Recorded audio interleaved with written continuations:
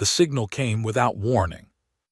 No build-up, no approach, no diplomatic handshake through the usual galactic relay channels that Earth had been quietly monitoring for decades. One moment the sky was empty. The next, a ship the size of a small city hung in orbit above the Pacific Ocean, and every radar system on the planet screamed at once. The Drathon vessel was unlike anything in any human database. It was not beautiful, it was not elegant. It was built the way a hammer is built, purely to do damage. Dark plates of some unknown alloy covered its hull in overlapping layers, and along its belly violet energy pulsed in long lines like veins. It did not fire. It did not move. It simply waited, the way something waits when it already knows the answer. The transmission arrived 17 minutes later.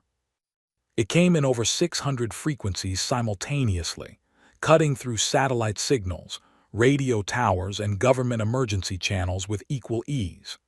Every screen on Earth, televisions, phones, monitors in hospitals and schools and military bunkers, displayed the same thing at the same time. A tall gray figure with a narrow face and 4 long fingers on each hand looked out from every screen on the planet, with the particular expression of someone who has done this many times before and found it boring. The figure introduced itself as Rael, voice of the Drathon Empire. The Empire, Rael explained in perfect English, which it had apparently learned from intercepted broadcasts, controlled 43 star systems. Earth was to become the 44th. The terms were simple: full surrender within 72 hours, all military assets to be powered down and handed over, all governments to submit their authority to an appointed Drathon administrator. Any resistance would result in what Rael called, with no particular emotion, a cleansing bombardment. Then the transmission ended. Every screen went dark. In the emergency session of the United Earth Council, held in a reinforced chamber 200 meters underground in Geneva, 41 representatives sat around a circular table and said nothing for almost a full minute. The silence was not panic. It was the specific silence of people doing rapid and very serious calculations. At the far end of the table, a woman named Adra set down her pen. She was not the youngest person in the room or the oldest. She was not a general or a head of state. Her official title was Senior Diplomatic Coordinator, which was a long way of saying she was the person governments called when they had run out of better ideas.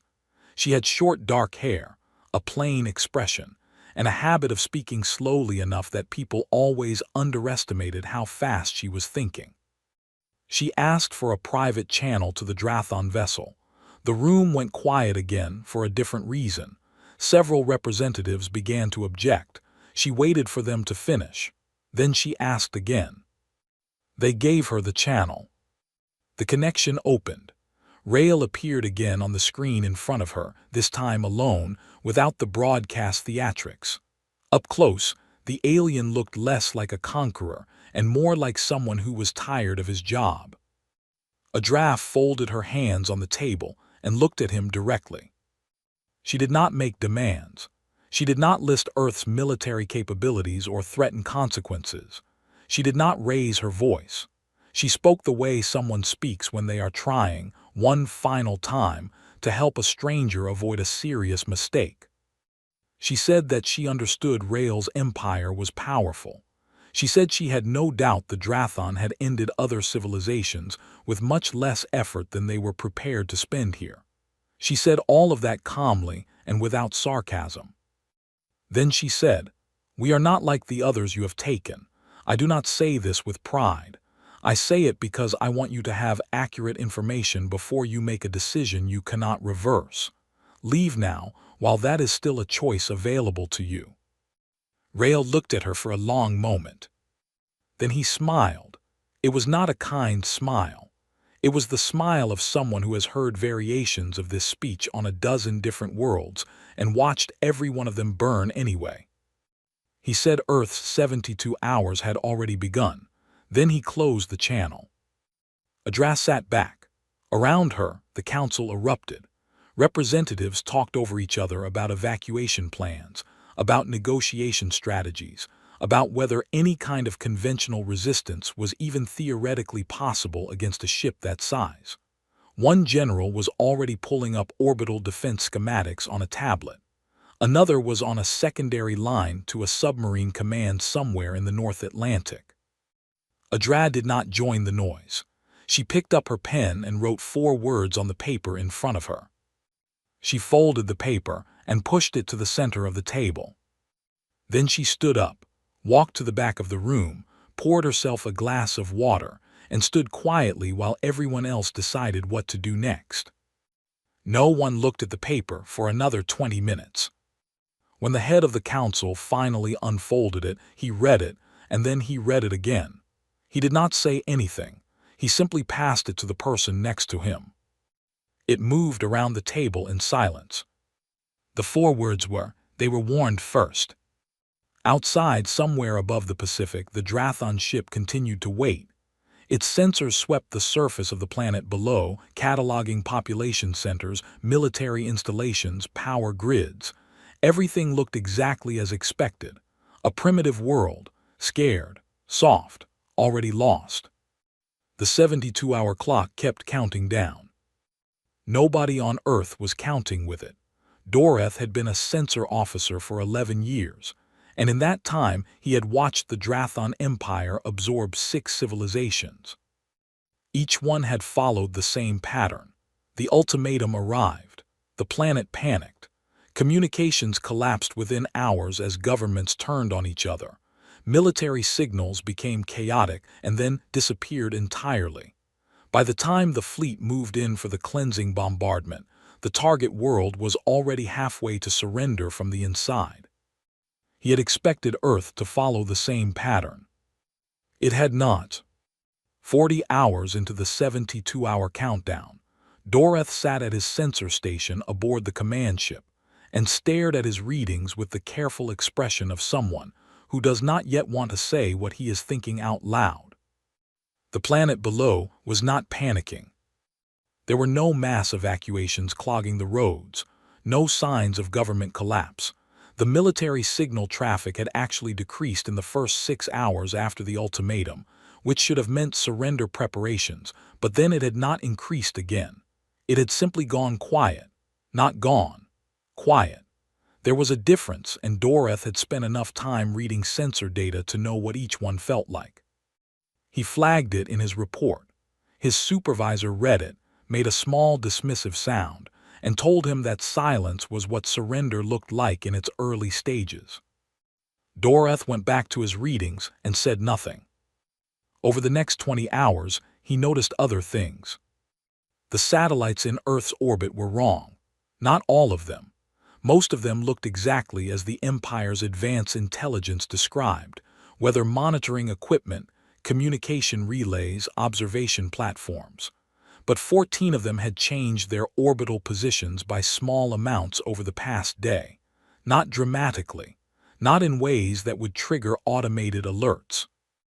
Just enough that someone paying close attention would notice they had moved from where they were supposed to be to positions that formed, if you connected them on a map, a very deliberate geometric pattern. Doreth connected them on a map. He looked at the pattern for a long time. Then he pulled up the long-range scans of Earth's moon.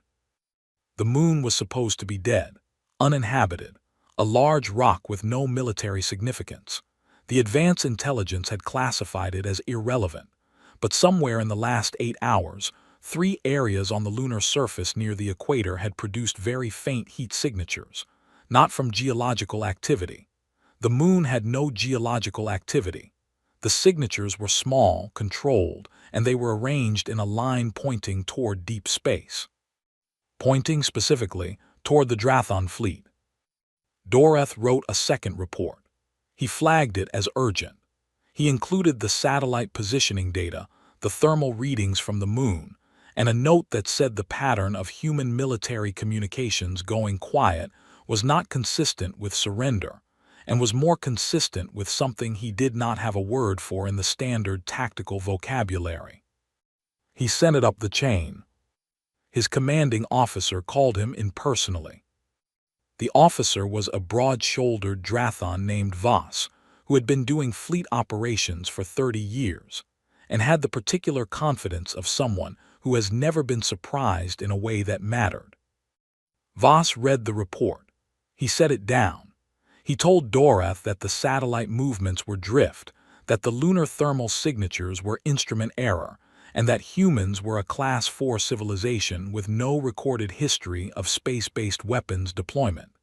He said this with the patience of someone explaining something obvious to someone slow. Dorath asked carefully how the Empire's advanced intelligence had raided Earth. Voss said pre-contact, primitive, no significant threat assessment. Dorath asked how old that intelligence was. Voss paused. He looked at his files. The advanced survey of Earth had been completed 40 years ago. Standard procedure. No follow-up sweep had been ordered because Earth had shown no signs of reaching out to the galactic community and had therefore not triggered any automatic review protocols. Dorath said nothing. He had learned in 11 years of service that there were moments when saying nothing was the only safe response. Voss dismissed him. The report was filed and marked low priority. Back at his station, Dorath pulled up every scan of the lunar surface his instruments could manage at current range. The heat signatures were gone now.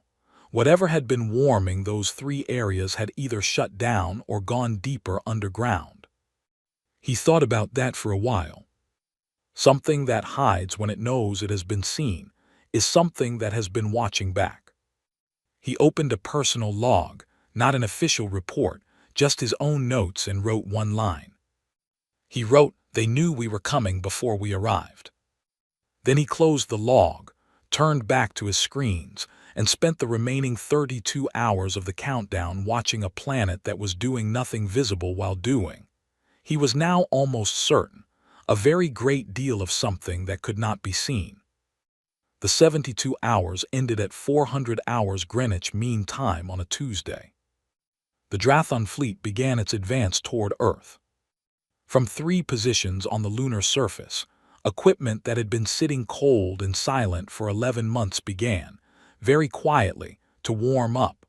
The first thing the Drathon fleet commanders noticed was that Earth did not respond to the advance formation. No emergency broadcast, no last-minute surrender signal, no frantic military radio traffic. The planet below sat in silence as 300 warships organized themselves into a standard bombardment arc above the atmosphere. Fleet Admiral Grath had performed this maneuver 16 times across 6 different worlds. It always produced the same result. The silence always broke. Someone always screamed. Earth did not scream. Grath ordered the targeting arrays to lock onto 3 coastal population centers as a demonstration, 2 on the Atlantic coast, 1 on the Pacific. The targeting computers confirmed locks within 40 seconds. Standard procedure. He gave the order to fire. The bombardment lasted 11 seconds. In those 11 seconds, something happened that was not in any Drathon tactical database. The 14 satellites that Dorath had flagged 2 days earlier stopped being satellites. They did not unfold dramatically. They did not glow with warning light. The transformation was fast and mechanical, and almost quiet panels sliding open, emitters extending, power systems that had been running cold for months spiking to full output in under 4 seconds. By the time the first Drathon energy bolt had crossed half the distance to the surface, the orbital platforms were already firing back.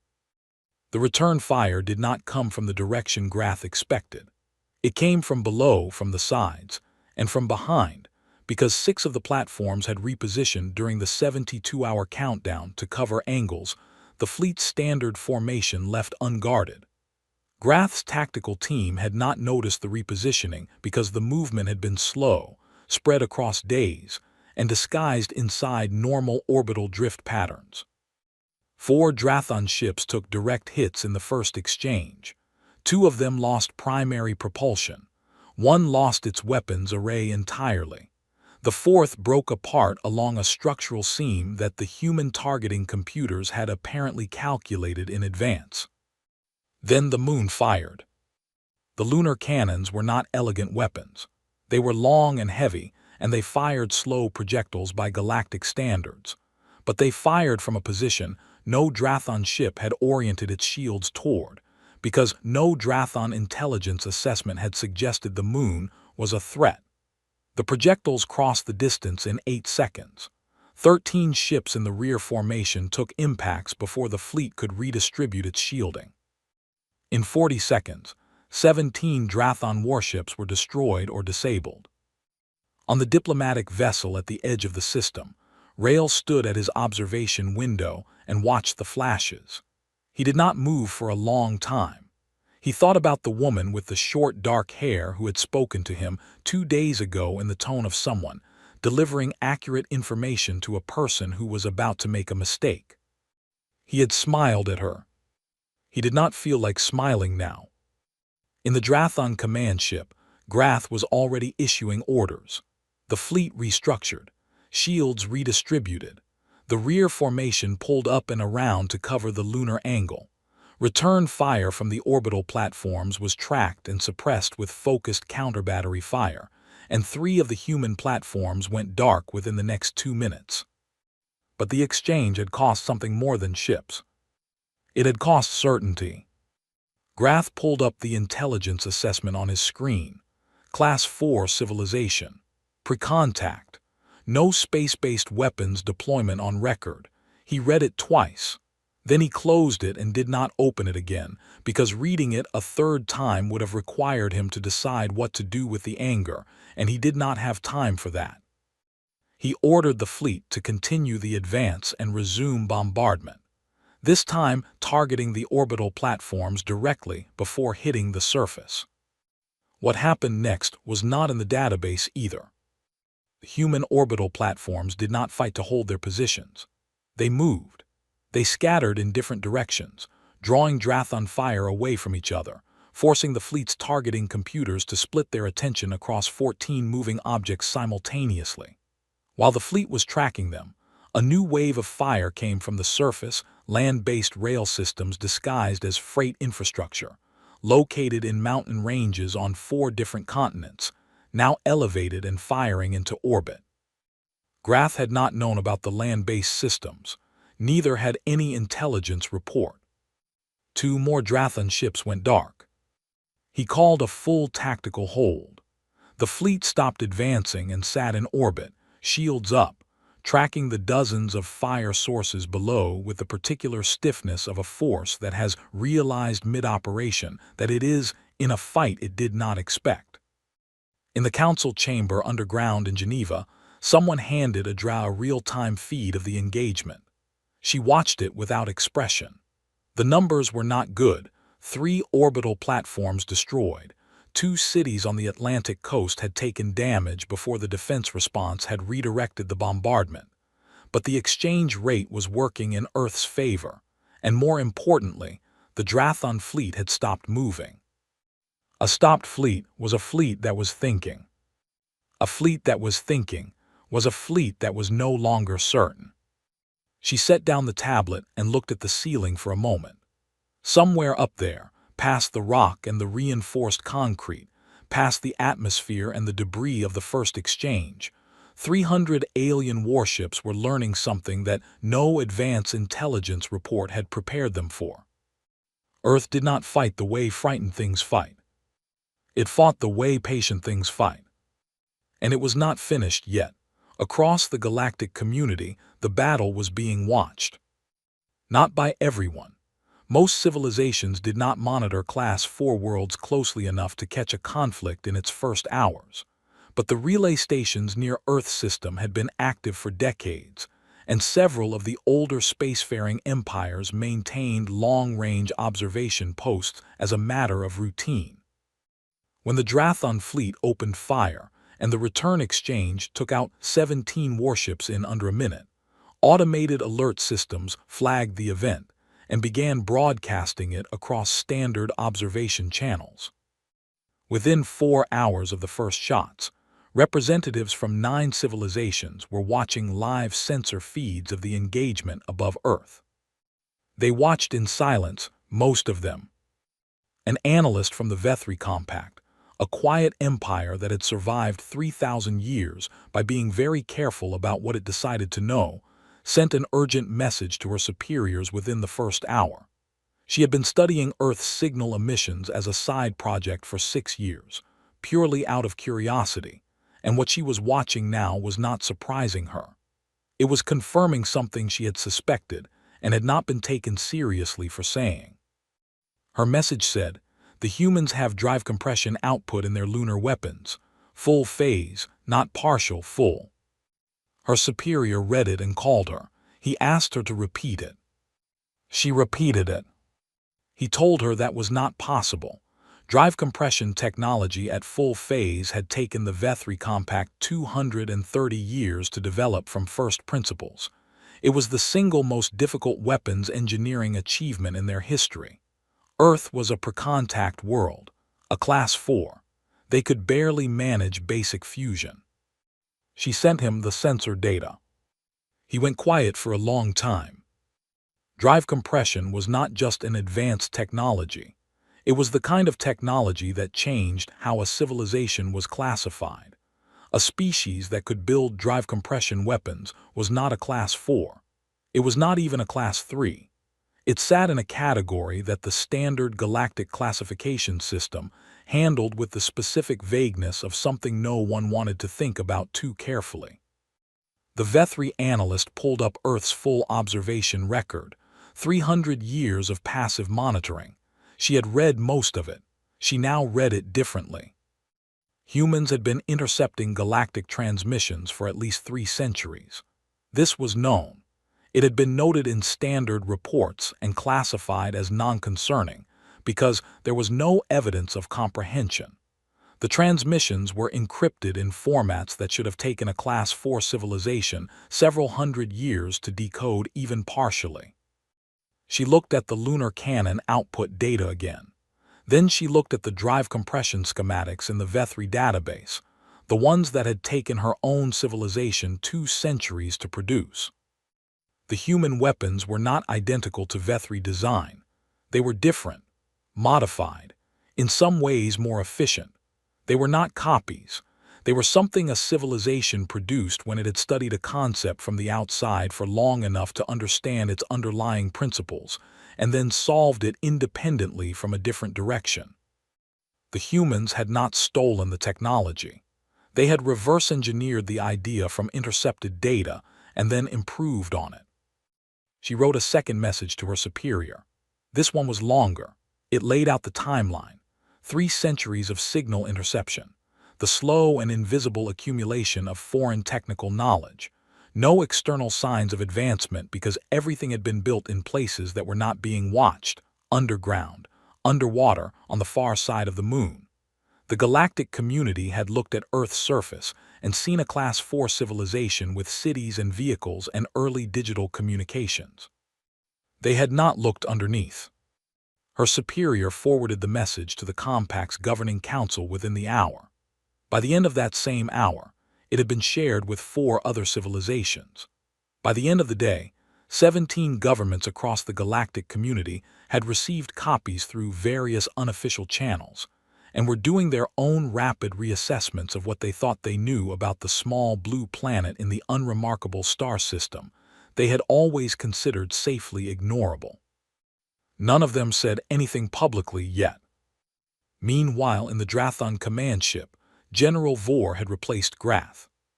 Grath had not been demoted. He had simply requested a tactical review hold, which was his right, and Vor had been sent in because Vor was the Empire's specialist in what their military doctrine called resistant engagement, the specific challenge of fighting a target that did not behave according to the standard models. Vor had been in resistant engagements 3 times. He had won all 3. He was not a man who panicked. He was a man who gathered data. He pulled up everything Dorath had reported and everything Grath had observed during the initial exchange. He sat with it for 4 hours, cross-referencing against the intelligence files, asking his team questions they could not answer. At the end of 4 hours, he made 2 decisions. First, he ordered a complete halt to orbital bombardment. Blind bombardment against a target that had hidden its real infrastructure was wasted ammunition. He needed to know what he was actually shooting at before he could shoot at it effectively. Second, he requested the full advanced survey of Earth from 40 years ago, and the name of the officer who had approved it without a follow-up review. The name came back quickly. Vor looked at it. He did not say anything. He set the file down and went back to his screens. Somewhere below him, a planet that had been quietly preparing for this moment for 300 years was still not finished showing him what it had built. He was beginning to believe he had made a very serious mistake in coming here. He was not yet ready to say so out loud. Vor sent the ground forces because he had run out of better options. The orbital exchange had stalled. The human defense platforms were mobile and unpredictable. The lunar weapons had forced the fleet into shield configurations that reduced its offensive output by 30%, and the land-based rail systems on the surface were hitting ships at angles the fleet's standard formation was not designed to handle. Every time Vor adjusted the formation, the humans found a new angle. They did not seem to be reacting to his moves. They seemed to have anticipated them. He could not win from orbit without knowing what he was actually targeting. So he sent ground forces to 3 landing sites: a plains region in Central Asia, a coastal zone in South America, and a highland area in Eastern Europe, to establish forward positions, neutralize local resistance, and begin mapping the actual infrastructure hiding beneath the surface. The landing craft broke atmosphere without incident. No missile fire, no energy weapons. The skies were clear. Vor took that as a good sign. It was not. The first unit to land was 400 soldiers in the Asian Plains site.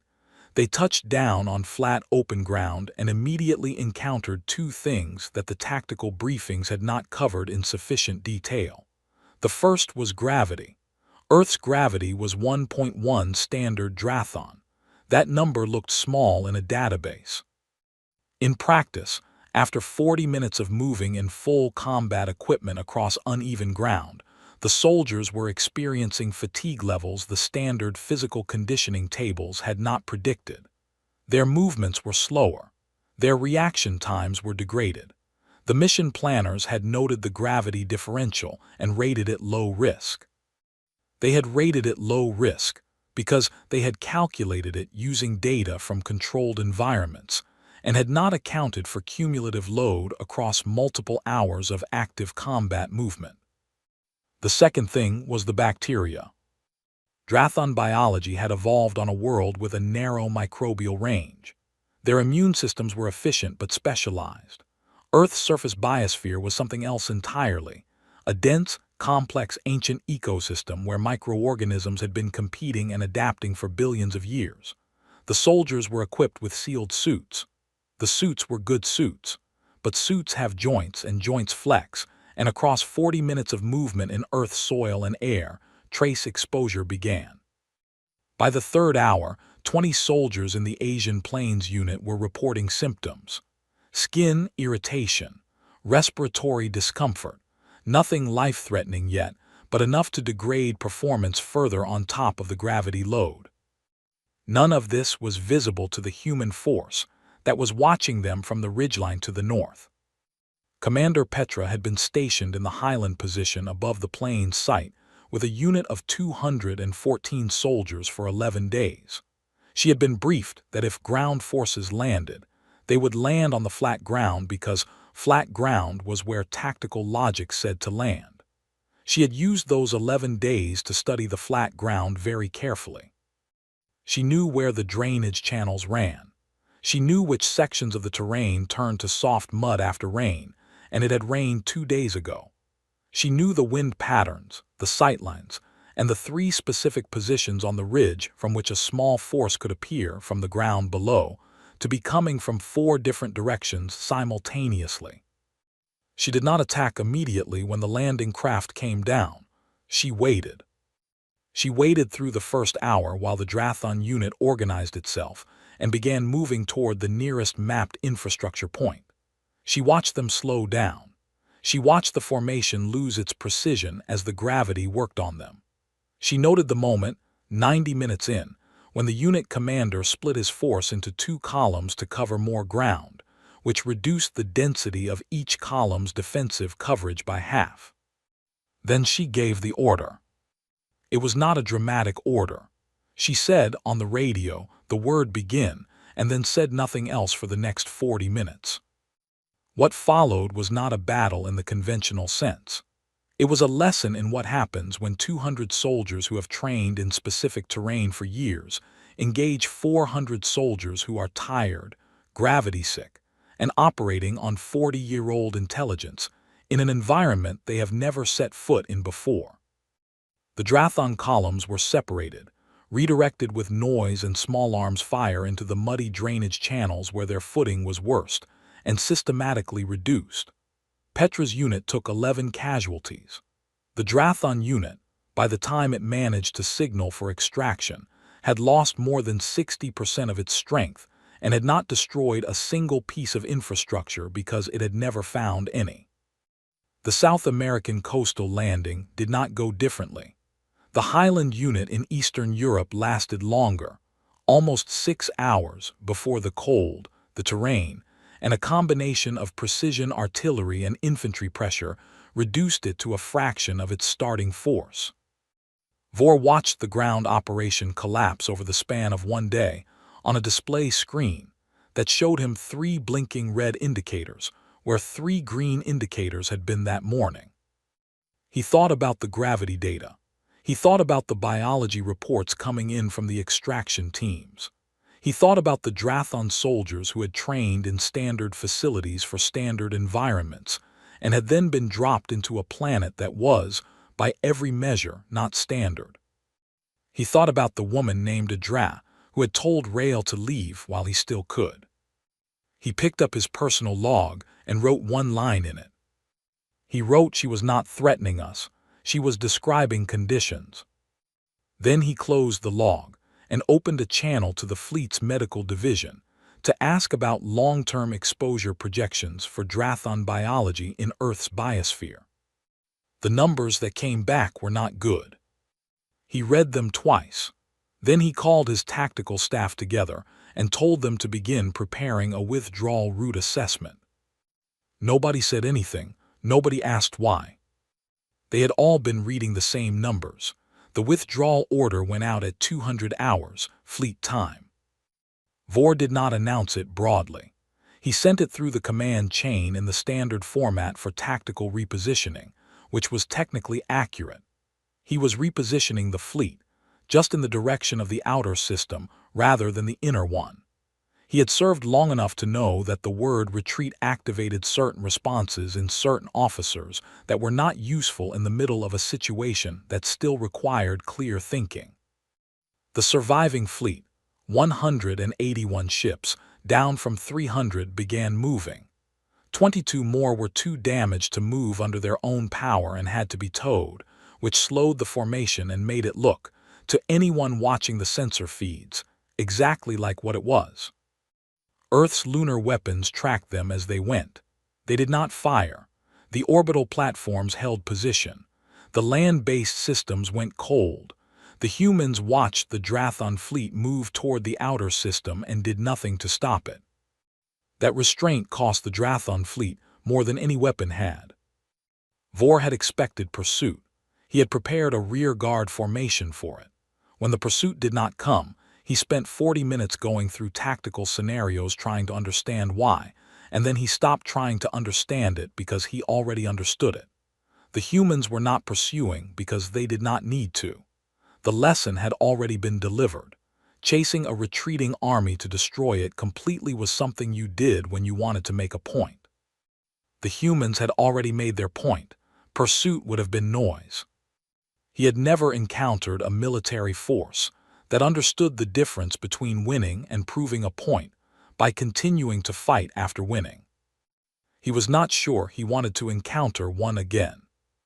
On the diplomatic vessel still holding position at the outer edge of the system, Rael had watched the entire campaign from beginning to end without moving very far from his observation window. When the withdrawal order came through on fleet channels, he sat down in a chair and stayed there for a while. He thought about 43 systems, 43 worlds that had received the same ultimatum, heard the same 72-hour clock, and made one of two choices: surrender or burn. He thought about how the pattern had become so reliable that the Empire had stopped seriously preparing for the third option.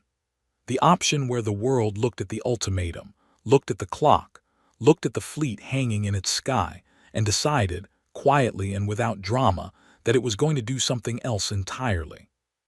The communication channel from Earth opened without a request from his end. He answered it. Adra appeared on the screen. She looked the same as she had 4 days ago: short dark hair, plain expression, the unhurried look of someone who had known how this was going to go and had simply waited for it to arrive. She did not say anything immediately.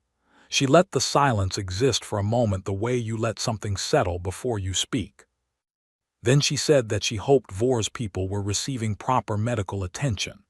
She said she was aware of the biological exposure situation, and that Earth's medical research teams had already compiled a treatment protocol that she was prepared to transmit to the fleet's medical division, no conditions attached. She said it the way someone says something that is obvious and should not need to be said, but needs to be said anyway. Rael did not know what to do with that. He managed to say, after a moment, that the offer was unexpected. She said it was not generosity, it was accuracy. She said the Empire's soldiers had not chosen to be sent to a planet their own intelligence had completely misclassified, and that was not a reason to let them suffer from something preventable. Then she said the other thing, the thing he had been waiting for. She said that Earth had no interest in the Drathon Empire's territory, its worlds, its resources, or its authority over the 43 civilizations it controlled. She said Earth was not declaring itself an enemy of the Empire. She said Earth was declaring itself a world that had been attacked and had defended itself, and that if the Empire returned with hostile intent, Earth would finish what the Empire had started and finish it completely. She did not raise her voice. She did not use the word threaten. She stated it the same way she had stated everything else, as accurate information being provided to someone who needed it. Rael said he would convey the message. She said she knew he would. Then the channel closed. Across the galactic community, the reclassification of Earth happened not through any official process, but through the organic speed of shared information between frightened governments. The Vethri Compact's internal assessment reached 12 more civilizations within 48 hours. Other empires and unions pulled their own observation records and ran their own analyses. The consensus that formed was not formal. No governing body voted on it. But within a week of the Drathon withdrawal, every spacefaring civilization that had been paying attention had reached the same quiet understanding. Earth was not a Class 4. It had never been a Class 4. It had simply been watching and building and waiting. In a system it had correctly assessed no one was watching carefully enough. In the Drathon capital, the Emperor received Vor's full report in a private session with his inner council. He read it without interrupting. When it was finished, he sat in silence for a time that his council found uncomfortable. Then he asked one question. He asked how long the humans had been ready. The room was quiet. His intelligence chief said the earliest confirmed preparation evidence was approximately 300 years ago, but the actual start point was unknown. The Emperor nodded slowly. He looked at nothing in particular for another moment. Then he dismissed the council and sat alone with the report for a long time. On Earth, in the underground council chamber in Geneva, Adra finished the last of her written notes, capped her pen, and asked someone to open the ventilation, because the room had been sealed for 4 days, and smelled like recycled air and stress. Someone laughed. It was a small, tired laugh, but it was real. She gathered her papers and walked toward the exit. No one made a speech. No one announced a victory. The lights stayed the same. The room stayed the same. The planet above them was still there, the same as it had always been, waiting for whatever came next with the particular patience of something that had been waiting a very long time already, and had learned how to do it well.